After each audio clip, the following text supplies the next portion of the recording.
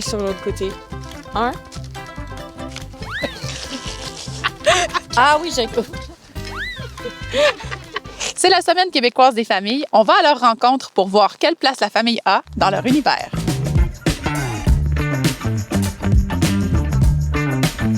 Qu'est-ce que vous feriez en priorité pour les parents? Je pense à la santé mentale des parents, surtout avec tout ce qui s'est passé ces dernières années.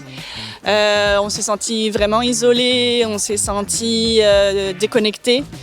Donc, je prendrais plus soin de la santé mentale des parents. Avec ma fille, ma plus vieille a 5 ans et elle commence l'école bientôt. Je mettrai en place un système pour les cantines dans les écoles parce que la gestion des lunchs, 2 travails, ça fait beaucoup. Et ma conjointe est française et elle trouve que c'est aberrant qu'il n'y ait pas de cantine parce que c'est comme ça en France. Donc, voilà, un système de cantine à la grandeur de la province. Les enfants d'âge scolaire,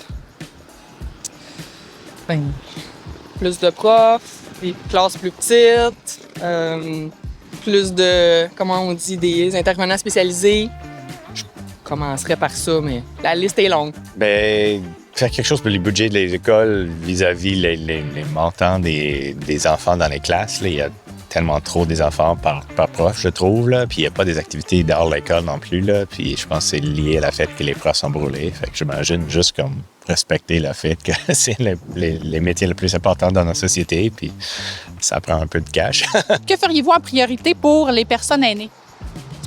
Premièrement, leur sécurité d'avoir un toit, de sécurité d'avoir leurs médicaments qu'ils ont besoin, puis un suivi là-dessus. Et surtout, la nourriture, tout le monde a le droit de manger, puis c'est surtout eux qui nous ont donné aujourd'hui qu'est-ce qu'on a. Alors, je pense que les priorités vont à eux. Je voudrais qu'ils soient plus inclus. Ouais. Donc, moi, je ferais des garderies dans les CHSLD. Ah oui, genre des minutes. Je fais un restaurant. Les heures de lecture. Ouais. Des heures de lecture, genre à l'école. Je pense que tout est dans, en tout cas pour ma part, là, tout est dans la flexibilisation des emplois, la conciliation travail-famille.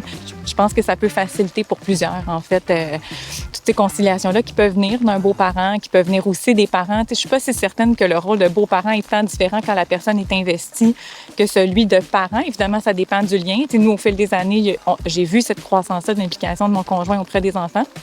Puis donc, plus le rôle est investi, bien finalement, plus il s'implique vraiment autant que moi, je peux le faire auprès des enfants. Puis donc, on a besoin de cette flexibilisation-là pour pouvoir s'entraider ensemble.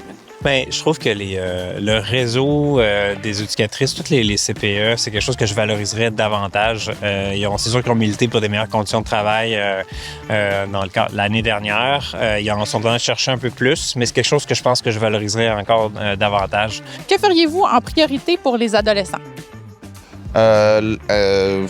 Leur apprendre à redécouvrir le livre.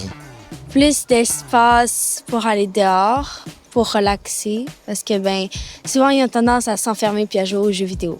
Ce serait de leur offrir plus d'aide. Autant, oui, santé mentale pour eux, parce que je dirais, il y a des ressources qui sont disponibles, mais il me semble que c'est pas tout qui est très connu. Fait que pouvoir les aider, étant donné que souvent ils jonglent plusieurs responsabilités, d'avoir ça en plus, souvent ça peut vraiment être pesant. Donc les aider côté santé mentale, puis toute l'aide financière qui peut être faite aussi, parce que c'est pas tous les types de proches aidants qui ont accès à autant de ressources financières, des aides que d'autres. Bonne semaine québécoise de la famille!